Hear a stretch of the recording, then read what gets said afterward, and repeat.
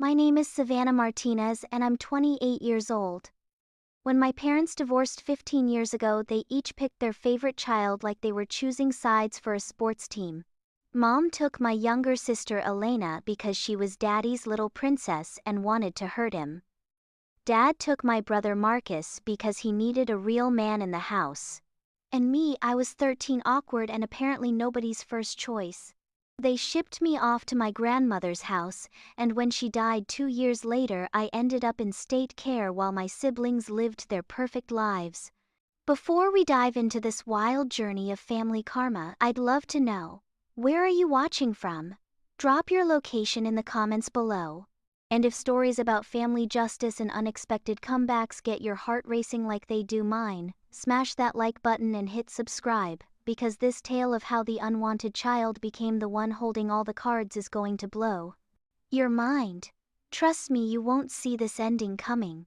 The day everything fell apart started like any other Tuesday in March 2010. I was sitting at our kitchen table doing homework when Mom and Dad called us all together for a family meeting. Those words alone should have been a red flag, but at 13 I was still naive enough to think adults made decisions based on love rather than spite. Mom sat rigidly on one side of our old brown couch, her arms crossed and her lips pressed into that thin line that meant she was furious. Dad lounged in his recliner, not even bothering to look at any of us directly. Elena, who was only 10, curled up next to Mom like a kitten seeking warmth. Marcus, 15 and already showing signs of Dad's stubborn streak, positioned himself near Dad's chair. And me, I sat on the floor between them all, literally and figuratively caught in the middle. "Your mother and I are getting divorced," Dad announced without any preamble, like he was discussing the weather. The words hit me like a physical blow, even though I'd heard them fighting for months. Hearing it said out loud made it real in a way that late-night screaming matches hadn't. Elena started crying immediately. Marcus just stared at the floor. I felt like I was watching someone else's life implode, like this couldn't possibly be happening to our family. "We've worked out the custody arrangements," Mom continued, her voice artificially sweet in that way that meant she was about to deliver terrible news with a smile. "Elena will come with me. Marcus will stay with your father." I waited. The silence stretched on until I finally found my voice. "What about me?" The look that passed between my parents in that moment haunts me to this day. It wasn't confusion or surprise. It was resignation, like they'd been hoping I wouldn't ask. "Well," Dad cleared his throat, "your grandmother has been wanting more company since Grandpa died. We thought it might be nice for you to spend some time with her." "Spend time," I repeated, my voice cracking. "Like visit live," Mom corrected, not meeting my eyes. "Live with her. It'll be good for you both." The betrayal was immediate and complete. My siblings were being divvied up like prized possessions, and I was being discarded like an unwanted piece of furniture. Elena got to stay with Mom in our house. Marcus got to stay with Dad in his new apartment across town, and I got shipped off to Grandma's tiny 2-bedroom house on the other side of the state. "Why me?" I whispered, and I hated how small my voice sounded. "Because Mom said with that fake cheerfulness that made my skin crawl, you're independent, you're strong. Elena needs more attention and Marcus needs his father's guidance. You'll be fine. Independent. Strong. Code words for we don't want to deal with you." The next few weeks passed in a blur of packing boxes and awkward conversations. My siblings seemed almost relieved that they wouldn't have to share their new lives with me. Elena was excited about having Mom all to herself, and Marcus was already talking about the cool stuff he and Dad would do together. Nobody asked how I felt about leaving my school, my friends, my entire life behind. Grandma tried her best, bless her heart. She was a sweet woman in her 70s who had already raised her children and buried her husband. Taking in a traumatized teenager wasn't exactly what she'd planned for her golden years. Her house smelled like lavender and old books, and she made the best chocolate chip cookies in the world, but it wasn't home. I threw myself into being the perfect granddaughter. I helped with groceries, did my homework without being asked, and never complained about sharing a room with her sewing supplies and photo albums. I called Mom and Dad dutifully every week, listening to stories about Elena's school plays and Marcus's basketball games, pretending it didn't hurt that they seemed to be thriving without me. The worst part was how obvious it became that I'd been the problem child all along. Without me there to cause drama, translation, asking for attention, or expressing opinions, my parents suddenly got along better. They actually started being civil to each other at school events, and even managed to coordinate holidays. I was the missing piece that had made their family puzzle complete, by not being in it. When Grandma died suddenly of a heart attack during my sophomore year, I thought surely my parents would take me back. Surely this tragedy would remind them that I was their daughter too, that family was supposed to stick together during hard times. Instead, I got a phone call from a social worker. "Your parents have decided that maintaining stability for Elena and Marcus is the priority right now," she explained in that professional tone that social workers use when they're delivering life-altering news. "They've agreed that temporary foster care would be the best option until we can find a suitable relative." Temporary foster care. Like I was a stray dog they were dropping off at the pound until someone more convenient could take me. That night, lying in a narrow bed in a group home with 3 other displaced teenagers, I made myself a promise. Someday when they needed something from me, I would remember this moment. I would remember how easily they threw me away when keeping me became inconvenient. I would remember, and I would choose myself the way they never did. The foster care system isn't designed for kids like me. The ones who aren't broken enough to need intensive therapy but aren't resilient enough to bounce back without scars. I was angry, abandoned, and absolutely determined not to let it destroy me. If my family didn't want me, I'd build a life so spectacular that their absence wouldn't matter. My first foster home was with the Hendersons, a middle-aged couple who took in teenagers for the monthly stipend. They weren't cruel, just indifferent. I had a bed, food, and access to school, the bare minimum required by law. Mrs. Henderson worked nights at a factory, and Mr. Henderson spent most of his time in the garage tinkering with old cars. I learned quickly that as long as I didn't cause problems, I was basically invisible. Perfect. I threw myself into my studies with the intensity of someone who had nothing left to lose. My grades shot up from B's and C's to straight A's. I joined every academic club that would have me, volunteered at the local library, and spent weekends tutoring younger kids for extra cash. When other kids were out partying or dating, I was building a college application that would get me as far away from this town as possible. The other foster kids thought I was crazy. "Why are you trying so hard?" my roommate Jessica asked one night after finding me doing calculus homework at 2 a.m. "Nobody cares what grades you get." "I care," I told her, and I meant it. Every A was proof that I wasn't the throwaway kid my parents thought I was. Every scholarship application was a step toward a future they couldn't control or ruin. Meanwhile, life went on for my real family without me. Elena started high school and joined the drama club just like Mom had always wanted. Marcus made varsity basketball and was being recruited by colleges. I learned about these milestones through carefully curated social media posts and the occasional awkward phone call. Savannah Mom would chirp when she remembered to call.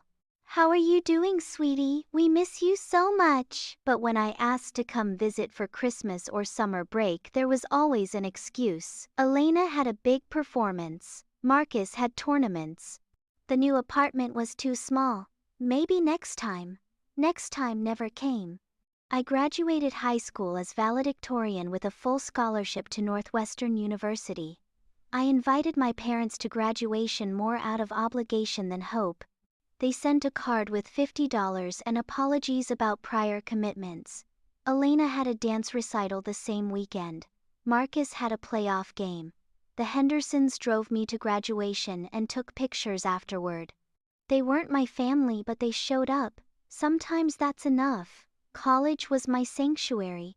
Northwestern's campus felt like a different planet from the small town where I'd been warehoused for 4 years. Here, nobody knew I was the kid who'd been given away. I could be whoever I wanted to be, and I chose to be exceptional. I double majored in business and psychology, interned at top firms every summer, and graduated summa cum laude. I got accepted to Harvard Business School and threw myself into my MBA with the same relentless focus that had gotten me this far. Every achievement was another layer of armor against the voice in my head that whispered I wasn't good enough, wasn't wanted, wasn't worth keeping. After business school, I landed a position at a prestigious consulting firm in Chicago. Within 3 years, I was promoted to senior associate. By 26, I was the youngest partner in the firm's history. I bought a condo in Lincoln Park, drove a BMW, and had a salary that would have made my parents' jaws drop. I also had a therapist, Dr. Rebecca Chen, who helped me understand that success doesn't heal abandonment wounds, it just decorates them nicely. "When was the last time you spoke to your family?" she asked during one of our sessions. "Christmas," I admitted. "Elena called to tell me about her engagement." "How did that make you feel?" "Happy for her," I lied automatically, then caught myself. "No, that's not true. It made me feel like a stranger." She talked about wedding planning and asked if I might be able to contribute something since I was doing so well. Not if I wanted to be in the wedding. Not if I wanted to help plan it. Just if I could send money. Dr. Chen nodded knowingly. "And what did you tell her?" I said I'd think about it. I laughed bitterly. "I've been thinking about it for 6 months. Part of me wants to prove I'm generous and successful. Part of me wants to tell her exactly what she can do with her wedding registry. What would happen if you said no?" The question hit me like a revelation. What would happen if I said no? All these years I'd been so focused on proving my worth that I'd never considered I had the right to withhold it. That night I sat in my beautiful condo with its floor-to-ceiling windows overlooking Lake Michigan and realized something profound. I'd spent 15 years building a life my family couldn't touch, but I'd also been waiting for them to notice, waiting for them to be proud, waiting for them to want me back. I was 27 years old, wildly successful, and still waiting for scraps of approval from people who'd thrown me away when I was 13. It was time to stop waiting.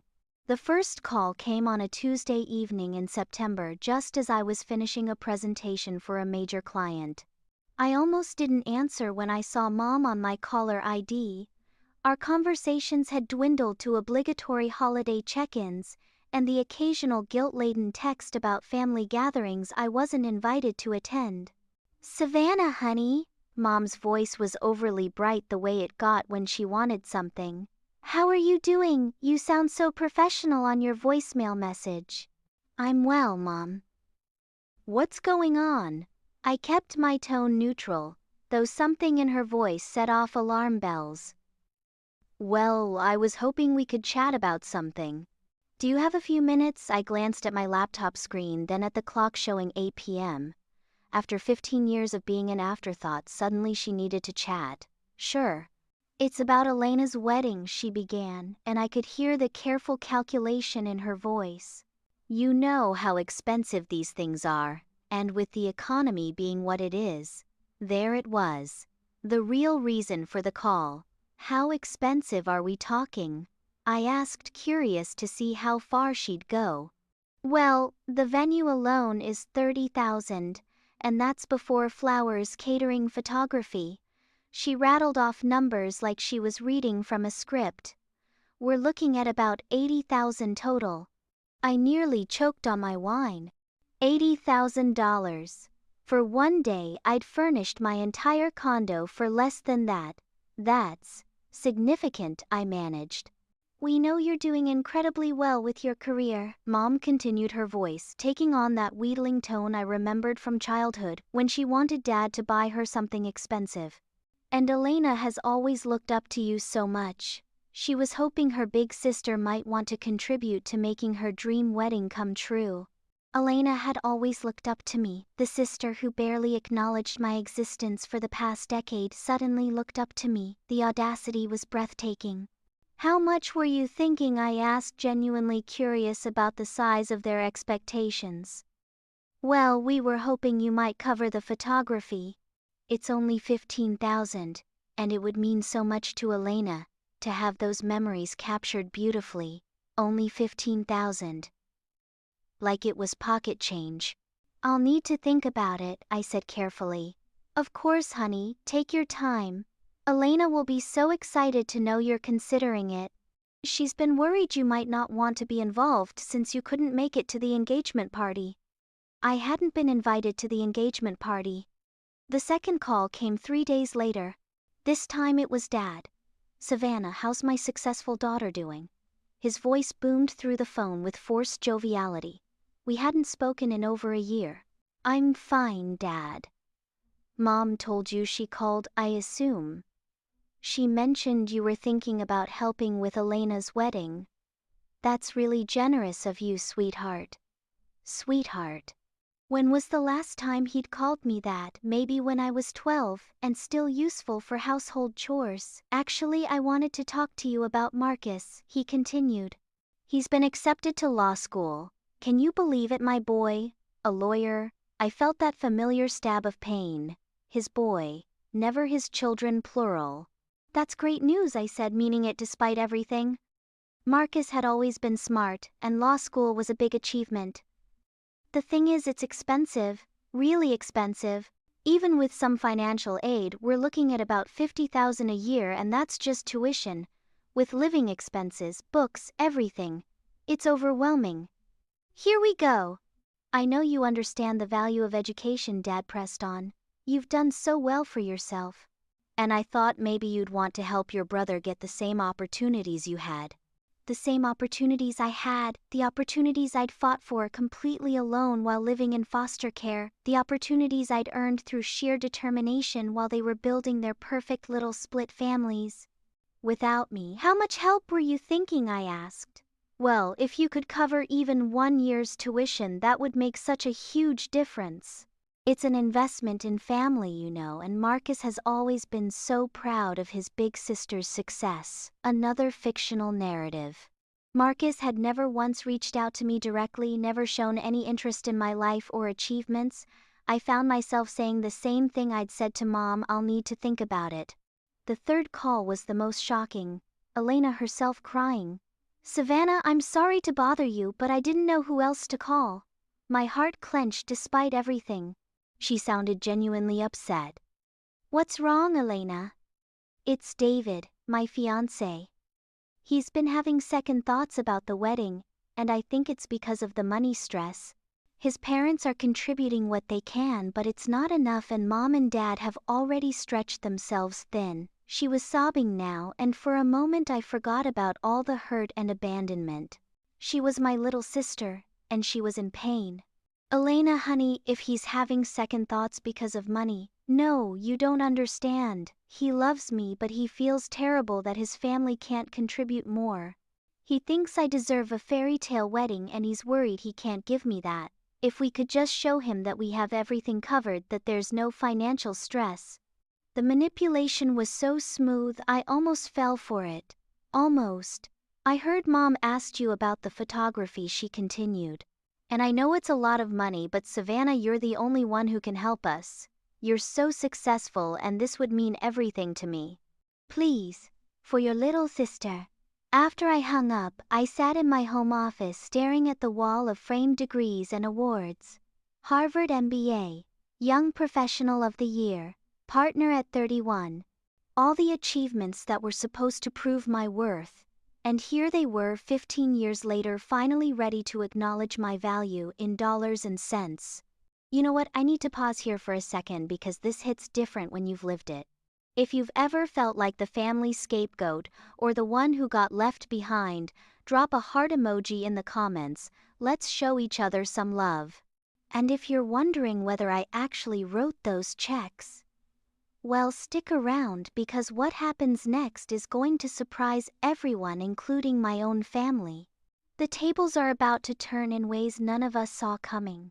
Something about those phone calls didn't sit right with me. Maybe it was the coordinated timing, or the way each family member had their own perfectly rehearsed pitch, or the fact that suddenly everyone remembered I existed right when they needed money. But 15 years of abandonment had taught me to trust my instincts, and my instincts were screaming that I was being played. So I did what any good consultant would do. I investigated. It started innocently enough. I wanted to know more about Elena's fiancé and this supposedly struggling family that couldn't contribute to the wedding. A quick LinkedIn search revealed that David Montgomery worked as a senior software engineer at a major tech company. His salary was likely in the six-figure range, not exactly poverty level. Curious, I dug deeper. Public records showed that David's parents owned a beautiful home in an upscale suburb recently refinanced for well over $500,000. His mother was a successful real estate agent, and his father owned a small but profitable construction company. These were not people who couldn't afford to contribute to their son's wedding. Then I looked into my own family's finances, and what I found made my blood boil. Mom's social media was a treasure trove of information. Her Instagram was filled with photos of expensive dinners, weekend getaways, and shopping hauls. Just last month she'd posted pictures from a spa weekend in Napa Valley that probably cost more than most people's monthly rent. Her Facebook check-ins showed regular visits to high-end restaurants and concerts. Dad was even worse. His Facebook was full of photos from fishing trips to Alaska, golf weekends in Arizona, and his brand new pickup truck that retailed for over $60,000. He'd apparently taken up collecting vintage guitars, and his posts showed off instruments worth thousands of dollars each. The most damning evidence came from Elena herself. Her Pinterest boards were public, and they told a very different story than the one she'd shared with me. She'd been planning this dream wedding for over 2 years, long before any engagement. The boards showed venue tours of the most expensive locations in the city, designer dress fittings and catering menus that cost more per plate than most people spent on groceries in a week. This wasn't a struggling family trying to give their daughter a modest wedding. This was a family who'd planned an extravagant celebration and expected me to subsidize their lifestyle choices. But the real bombshell came when I hired a private investigator, a perk of having disposable income and trust issues. What he found made everything crystal clear. Mom and Dad had been discussing my potential financial contribution for months, according to social media posts. I wasn't tagged in, but that mutual acquaintances had liked or commented on. Mom had literally posted on Facebook, "So proud of Savannah's success. She's done so well for herself, and I know she'll want to help make Elena's wedding dreams come true." The comments section was worse. Friends and family members I barely remembered chiming in about how generous I was, how lucky Elena was to have such a successful sister, how wonderful it was that I could give back to the family that raised me. The family that raised me. I'd been in state care for half my adolescence. The investigator also uncovered something that made my stomach turn. After I'd left for college, my parents had received a substantial inheritance from my great-uncle Robert, a man I'd never met but who'd apparently left money to all his nieces and nephews. My portion had been quietly deposited into an account for my education, but somehow that money had never made it to me. Instead, it had helped fund Marcus's private basketball training and Elena's dance lessons. They'd stolen my inheritance and then abandoned me anyway. Armed with this information, I made a decision that would have seemed impossible a few months earlier. I was going to give them exactly what they'd given me, nothing. But I wasn't going to just say no. I was going to do it in a way that exposed their hypocrisy and made it impossible for them to spin this as me being selfish or ungrateful. I started with a group text to all 3 of them. "I've been thinking a lot about your requests for financial help, and I want to make sure I understand the situation correctly. Could we set up a family meeting to discuss everyone's financial circumstances? I'd like to see budgets, contribution amounts from other family members, and a clear breakdown of expenses before I make any commitments. I'm sure you understand that $15,000 is a significant amount, and I want to make sure my contribution is truly needed and not just convenient." The response was immediate and telling. "Mom, oh honey, you don't need to worry about all those details. We've got everything figured out. We just need your help with the photography. Dad, Savannah, it's family. We don't need spreadsheets and budgets. Just help your brother out. Elena. Savannah, I'm hurt that you don't trust us. I thought you'd want to help because you love me, not because of some business calculation. Their refusal to provide transparency was all the confirmation I needed. This wasn't about need, it was about entitlement. They felt entitled to my money because I had it, and they felt entitled to my guilt because they'd raised me for 13 years before discarding me. I spent that weekend crafting my response. It needed to be clear, final, and impossible to argue with. I wasn't going to let them turn this into a narrative about me being bitter or selfish. I was going to make it about choices, their choices, and consequences. The countdown to my response felt like preparing for the most important presentation of my career. Because in a way it was. This wasn't just about money or weddings or law school tuition.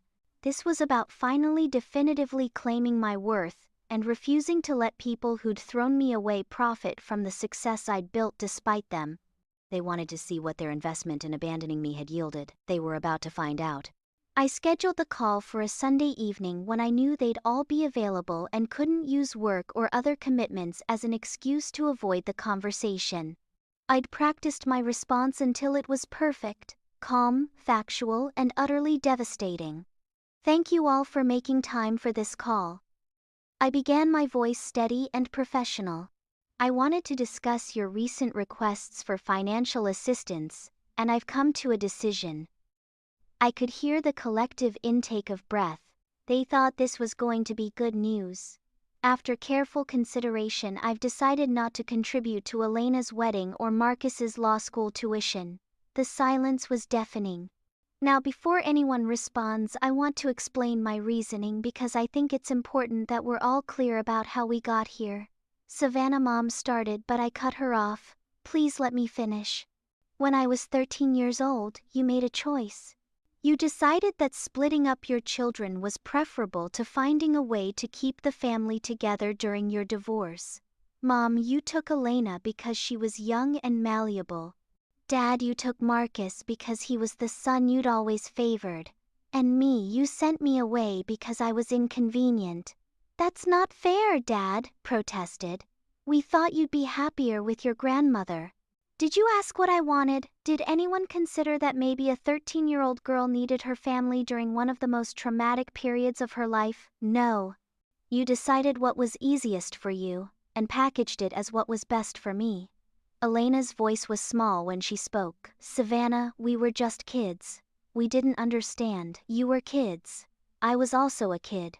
But somehow I was expected to understand and accept decisions that adults made without my input. And when Grandma died and I needed you most, you chose foster care over inconveniencing your new living arrangements. The accusation hung in the air like a toxic cloud. For 15 years, I've watched you build your lives without me, I continued. Elena, I learned about your high school graduation from Facebook. Marcus, I found out about your basketball scholarship from a mutual friend. Mom, you've been to Paris twice in the last 5 years but somehow never had time to visit me in college.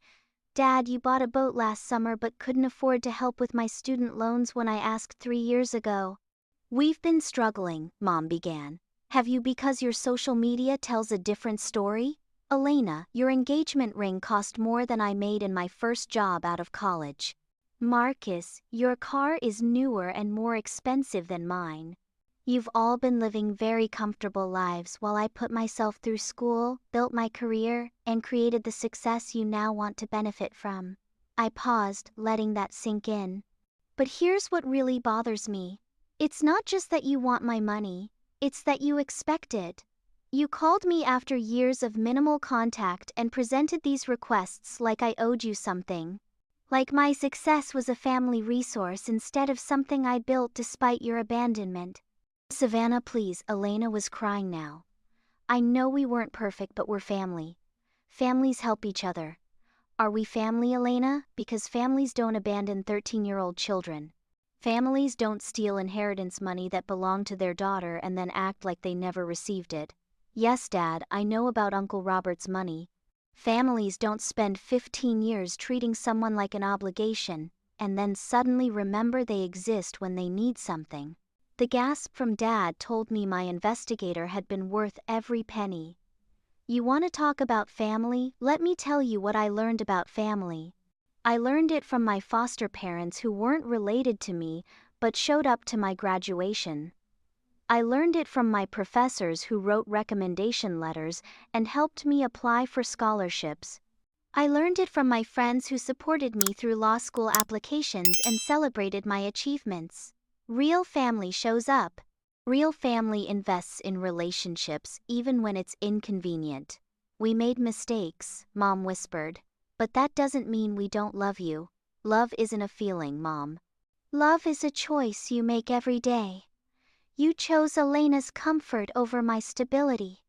You chose Marcus's convenience over my inclusion.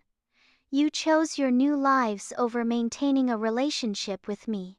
For 15 years you've chosen everything else over me. And now you want me to choose you. I took a deep breath preparing for the final blow. So here's my choice. I'm choosing to invest my money in the family I've built. My friends, my mentors, my chosen family who've actually been there for me. Elena, I hope you have a beautiful wedding, but you'll need to find another way to pay for it. Marcus, I'm sure you'll find a way to finance law school just like I financed everything else. And Mom and Dad, I hope you understand that relationships are investments, and you can't expect returns on money you never put in. Savannah, wait, Elena's voice was desperate now. I'm not angry anymore, I said, and I realized it was true. I'm not bitter, I'm just done. I spent too many years waiting for you to choose me, and now I'm choosing myself. The way you taught me to. You can't just cut us off. Marcus spoke for the first time, his voice shaky. I'm not cutting you off. I'm just not pretending we're close when we're not. If you want a relationship with me, you're welcome to build one. But it starts with acknowledging what happened and taking responsibility for your choices. And it doesn't start with asking for money.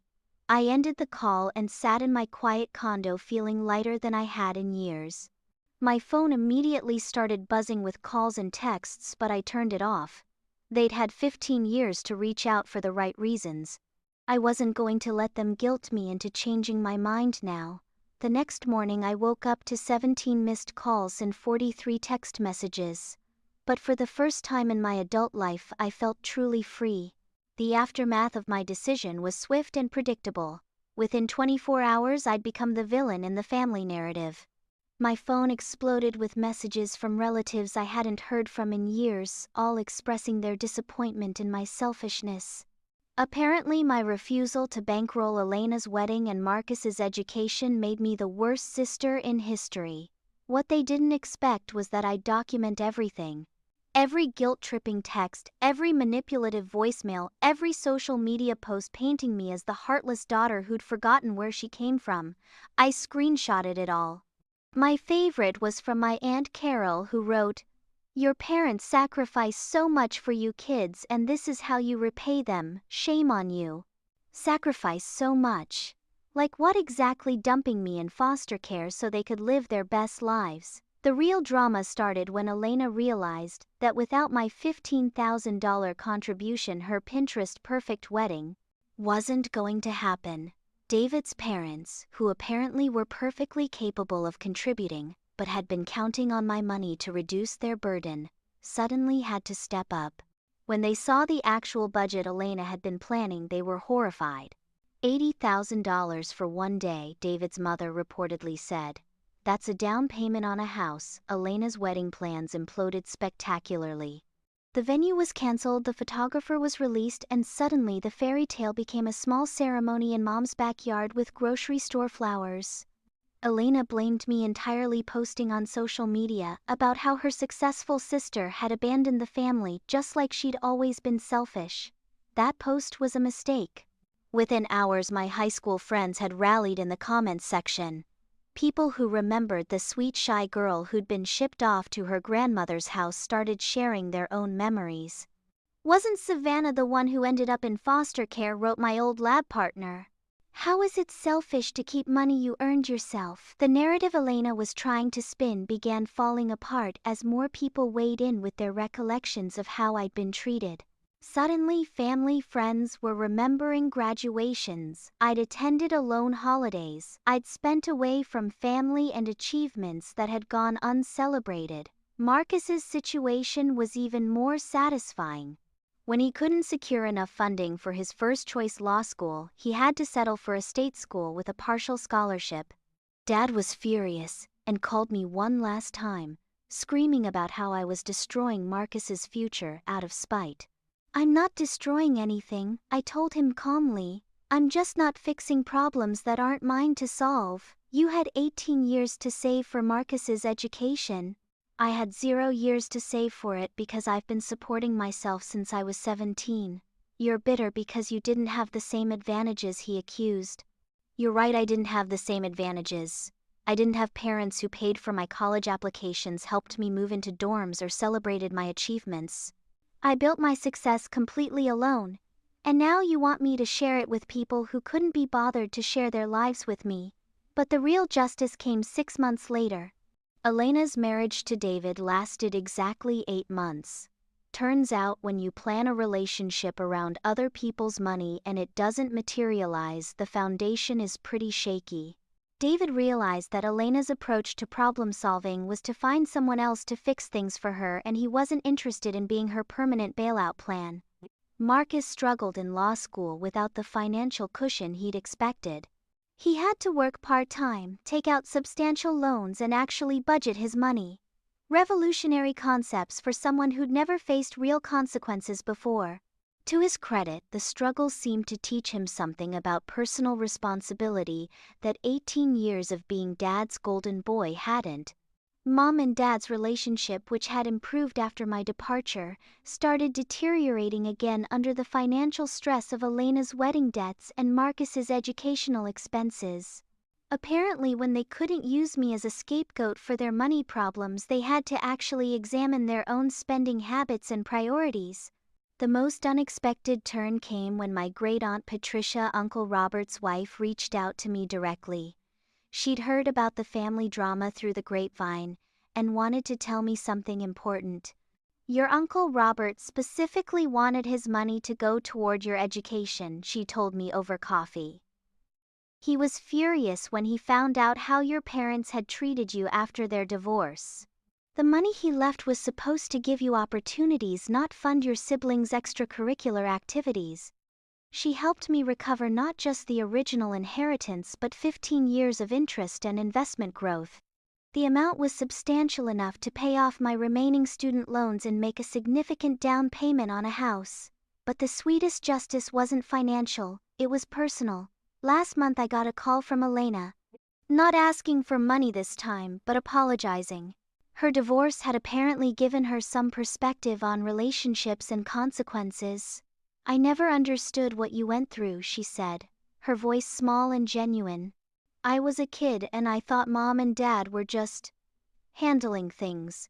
I didn't realize how much they'd failed you until David left me and I had to figure out how to handle problems by myself."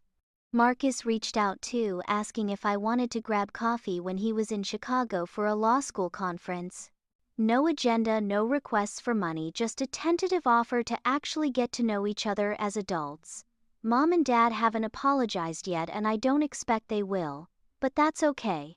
I've learned that you can't force people to acknowledge their mistakes, but you can refuse to let their mistakes define your worth. I'm 31 now, successful beyond my teenage dreams, and surrounded by people who chose to be in my life rather than people who felt obligated to tolerate me. My chosen family celebrates my achievements, supports my goals, and shows up when I need them. The little girl who was abandoned at 13 would be amazed to see who she became.